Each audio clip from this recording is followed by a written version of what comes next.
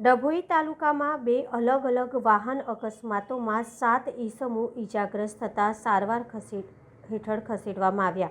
ડભોઈ તાલુકામાં ફરતી ફોઈ પાસે એક ટ્રકનું ટાયર ફાટવાના કારણે સ્ટીયરિંગ પરથી કાબુ ગુમાવી દેતા બે કપાસ ભરેલી ટ્રકો વચ્ચે અકસ્માત થતાં ટ્રકો પલટી ખાતા 3 લોકોને સામાન્ય ઈજાગ્રસ્ત, જ્યારે ડભોઈ તાલુકાના સિદ્ધપુર અજાણ્યા વાહન ચાલકે 4 લોકોને અકસ્માત કરી ભાગી ગયો હતો. ઈજાગ્રસ્ત થયેલા વ્યક્તિઓને 108 મારફતે ખાનગી હોસ્પિટલમાં ખસેડવામાં આવ્યા હતા.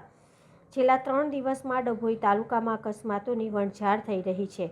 બેફામ દોડતી રેતીની ટ્રકો અંકુશમાં લાવવા માટે પોલીસ દ્વારા કોઈ એક્શન પ્લાન બનાવવામાં આવે તો અકસ્માતોને થતાં રોકી શકાય. વધુ ફેરા મારવાની લાઈમાં અકસ્માતો થઈ રહ્યા છે.